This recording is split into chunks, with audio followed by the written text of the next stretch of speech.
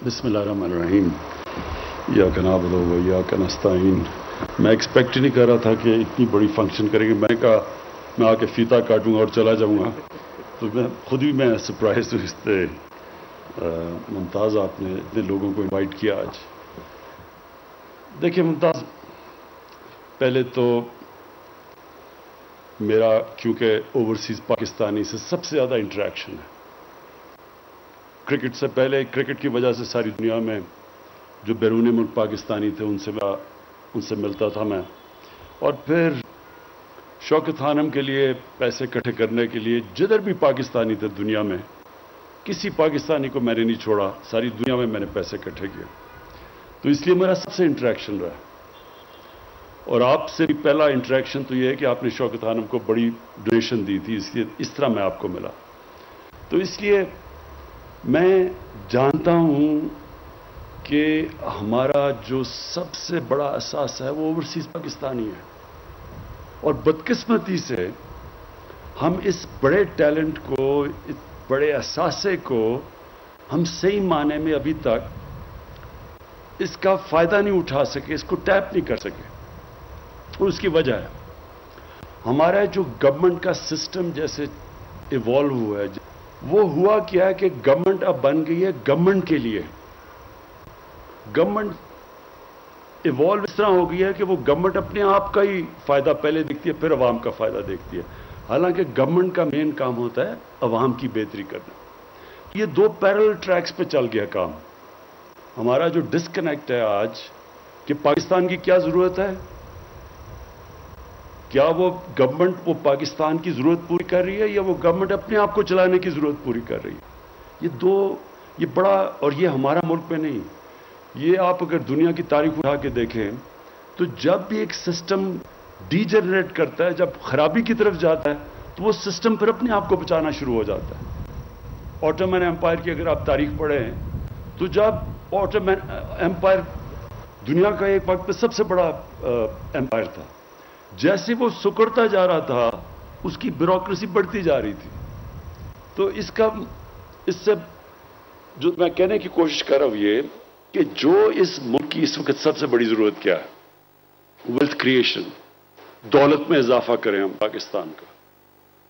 दौलत में जब इजाफा करेंगे नौकरियां मिलेंगी, टैक्स कलेक्शन बढ़ेगी, इतने जो कर्जे चढ़े हुए हैं इस मुल्क के ऊपर हम अपने कर्जे वापस कर सकेंगे।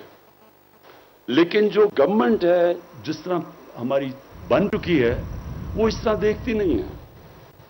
तो जो हम अब कोशिश कर रहे हैं कि ये जो दो पैरेलल स्ट्रीम्स हैं इनको इकट्ठा करें। तो जो ओवरसीज पाकिस्तानी हैं उनकी रिक्वायरमेंट ये है कि जब वो पाकिस्तान में आए तो उनके लिए आसानियां पैदा करें, हम उनके लिए हम मौके पैदा करें कि वो अपना पैसा इन्वेस्ट कर सकें। लोगों को इस चीज का इल्म नहीं है कि जो ओवरसीज पाकिस्तानी के पास इस वक्त जो उनका जीडीपी या सालाना आमदनी 90 लाख पाकिस्तानी बाहर है। ये 90 लाख पाकिस्तानी की जो सालाना आमदनी है वो तकरीबन हमारी 22 करोड़ लोगों की उतनी आमदनी है। तो ये सबसे पैसे वाले, हुनर वाले इस वक्त पाकिस्तानी बाहर बैठे हुए हैं। एक सिस्टम ने, जो अभी मुस्लिम ने बड़ी अच्छी तरह बयान किया कि एक सिस्टम उनको यहां चलने नहीं दे रहा था, वो बाहर जाके कामयाब हो गए। यहां कामयाब नहीं हो सकते, सिस्टम रोक के रखा हुआ था। बाहर गए, इन्होंने कोई सिफारिश नहीं थी, लेकिन सिस्टम ने इजाजत दी इनको पैसा बनाने की, कामयाब होने की। और यही आप देखेंगे जो हमारा बेहतरीन टैलेंट बाहर चला गया, उसकी बहुत बड़ी वजह यह थी हम इस मुल्क में उनको उस टैलेंट को फंक्शन करने के लिए मौके नहीं प्रोवाइड कर रहे थे। तो हम इस वक्त इस एहसासे को, जो बाहर हमारा बैठा हुआ है, जिसके पास डॉलर्स हैं, इन्वेस्टमेंट करने के लिए डॉलर्स हैं। अब दो चीजें हैं, एक तो वो जब इन्वेस्ट करेंगे तो हमारी नौजवान आबादी है, उनको नौकरियों की जरूरत है। तो एक तो हमने अपनी नौजवान आबादी को नौकरियां देनी है, तो जब वो पैसा अपना इन्वेस्ट करेंगे नौकरियां मिलेंगी। लेकिन उससे भी बड़ी चीज इस वक्त पाकिस्तान का मसला यह है कि हमने अपनी तारीख में कोशिश ही नहीं की अपनी एक्सपोर्ट्स बढ़ाने की। एक मुल्क तब अमीर होता है जब उसके पास चीजें दुनिया को बेचने के लिए हों। जब उसने अपने एक्सपोर्ट्स बढ़ाई नहीं, यानी एक सिंगापुर की 300 अरब डॉलर की एक्सपोर्ट्स है, 60 लाख की आबादी होगी उसकी। पाकिस्तान की इंशाल्लाह इस बारी 30 अरब की एक्सपोर्ट्स होंगी। मलेशिया जिसकी कुछ 6 करोड़ की आबादी है, उसकी 200 अरब डॉलर की एक्सपोर्ट्स है। तो हम 22 करोड़ लोग सोचें कि हम कितनी चीजें एक्सपोर्ट कर सकते थे अब, लेकिन कभी ना गवर्नमेंट किसी ने कोशिश ही नहीं की। तो जब तक हम अपनी एक्सपोर्ट्स बढ़ा रहे हैं, और एक्सपोर्ट्स बढ़ेंगी तो हम अपना डॉलर का कर्जा वापस करेंगे, एक्सपोर्ट्स बढ़ेंगी तो हमारा रुपया मजबूत होगा, लोगों की दौलत में इजाफा होगा। लेकिन जब तक हमारी एक्सपोर्ट्स नहीं बढ़ रही, तो जो हमारा ओवरसीज पाकिस्तानीज बैठे हुए हैं उनको किसी तरह पाकिस्तान में लाएं ताकि वो इन्वेस्टमेंट करें। जब वो इन्वेस्टमेंट करेंगे हमारे डॉलर्स, और जब डॉलर लेके आएंगे हमारे रिजर्व्स बढ़ेंगे, रिजर्व्स बढ़ेंगे, रुपया मजबूत होगा। जैसे जैसे रुपया मजबूत होता जाएगा, महंगाई कम होती जाएगी, गुर्बत कम होगी। तो इस साइकिल में आपने समझना है कि क्यों जरूरी है हमें कि हम ओवरसीज पाकिस्तानी जिस तरह मुस्लिम हैं, इनको पूरी तरह कोशिश करें कि पाकिस्तान में वो मौके दें कि वो अपना पैसा इन्वेस्ट कर सकें।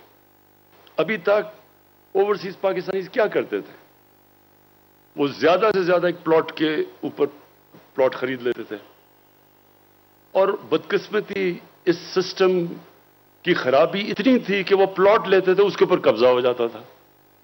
और कितने पाकिस्तानी आए कि उन्होंने बेचारों पैसे बनाए, और खासतौर पर मजदूर 15-15, 20-20 साल पैसा इकट्ठा करके बेचारों ने प्लॉट लिया।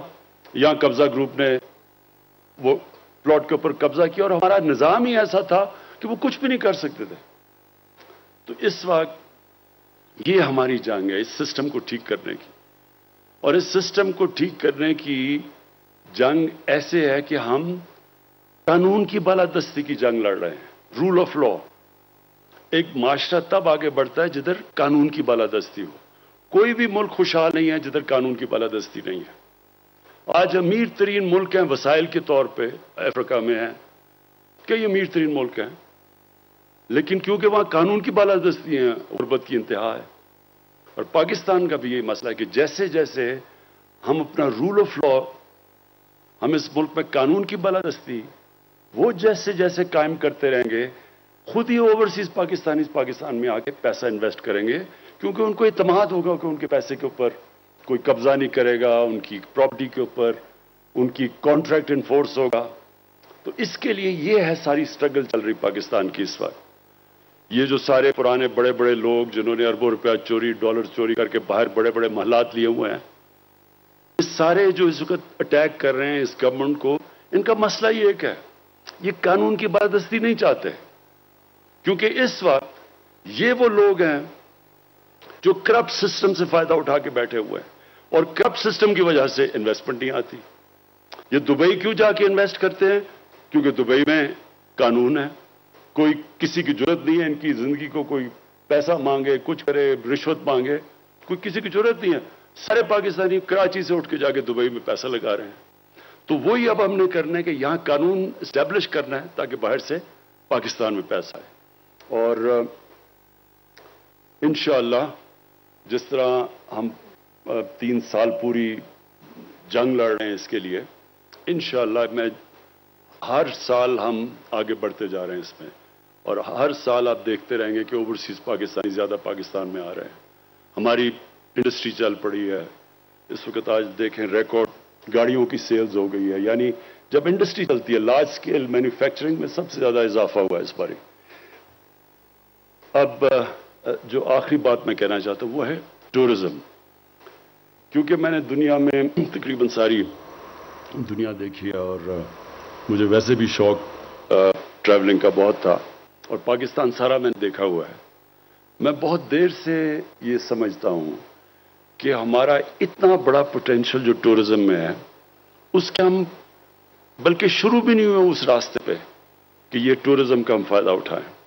हमने जब केपी में हमारी गवर्नमेंट बनी तो हमने केपी में कोशिश की टूरिज्म बढ़ाने के लिए, और आप हैरान होंगे कि जो हमारे 5 साल 2013 से 18 तक जो सूबा सबसे तबाही हुई थी, जिस सूबे में वॉर ऑन टेरर की वजह से सबसे ज्यादा नुकसान पख्तूनख्वा को हुआ था, تو وہ 5 سالوں میں UNDP کی اب رپورٹ ہے کہ ان 5 سالوں میں جس صوبے میں سب سے تیزی سے غربت کم ہوئی وہ پختونخوا تھا.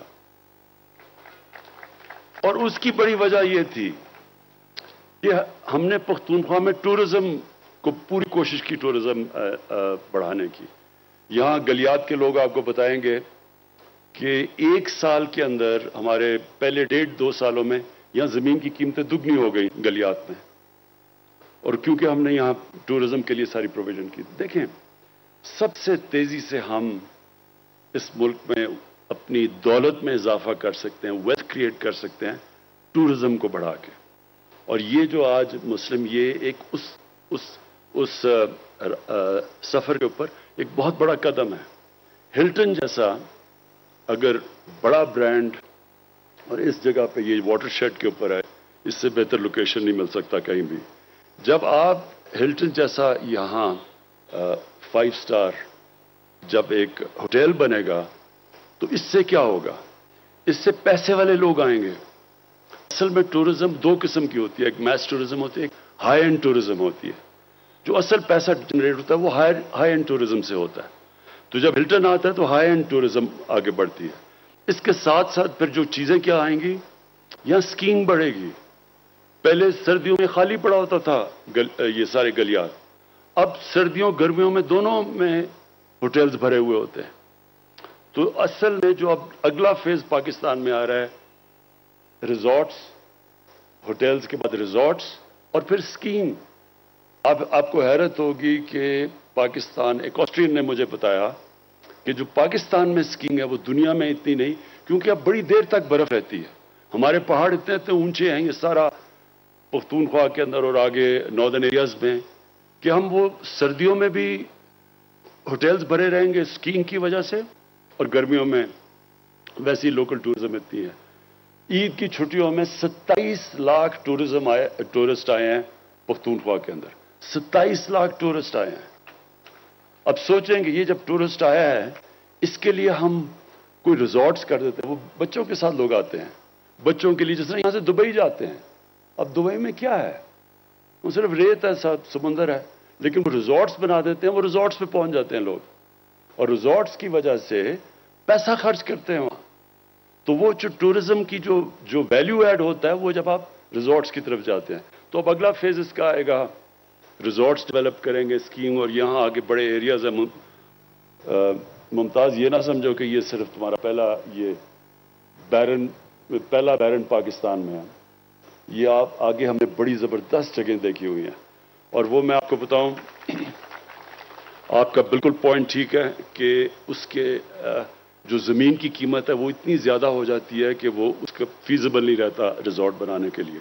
تو ہم نے اب پختونخوا میں اور گلگت بلتستان میں ہم نے اب زوننگ کی ہے, اور ان زوننگ کے اندر ہم پھر لیز کریں گے اور سستی لیز کریں گے ریزورٹس کے لیے, جو بھی آپ نے باتیں کی. اور 50 سال ویسے لمبی لیز ہوتی ہے, آپ کہتے ہیں 100 سال, تو یہ بھی ہم ڈیبیٹ کر لیں گے کہ 50 سال یا سے زیادہ کرنی ہے.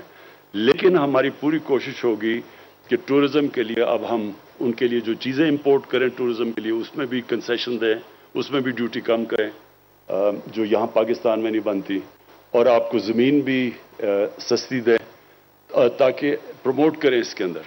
اور میرا یہ اوپینین ہے کہ انشاءاللہ اگر ہم نے صحیح معنی میں ٹورزم کے اوپر توجہ دے دی جو اب ہم دے رہے ہیں, تو انشاءاللہ یہ جو ہمارا قرضہ ہے یہ صرف ہم ٹورزم کے اوپر ہم اپنا پاکستان میں بیرونی ملک قرضہ اتار سکتے ہیں. میں پھر سے ممتاز آپ کو آج اس گراؤنڈ بریکنگ میں مبارک دیتا ہوں. میں اسپیشلی اس لیے آج آیا گراؤنڈ بریکنگ پہ. عموماً تو میں انتظار کروں گا جب اس کی اوپننگ ہوگی آپ کی ہوٹل کی, لیکن گراؤنڈ بریکنگ میں اس لیے کیونکہ مجھے پتہ ہے کہ آپ کو میں نے پہلی دفعہ سجیسٹ کیا تھا یہاں کے نتھیا گلی میں آ کے ریزورٹ بناؤ آج سے 4-5 سال پہلے. اور میں آپ کو انکریج اس لیے کرنا چاہتا ہوں, میں اور بھی اوورسیز پاکستانیز کو انکریج کرنا چاہتا ہوں کہ وہ پاکستان آئیں, یہاں پیسہ انویسٹ کریں, اور انشاءاللہ ہم جتنی بھی رکاوٹیں ہیں ان کے راستے میں انشاءاللہ وہ ہم دور کریں گے. شکریہ.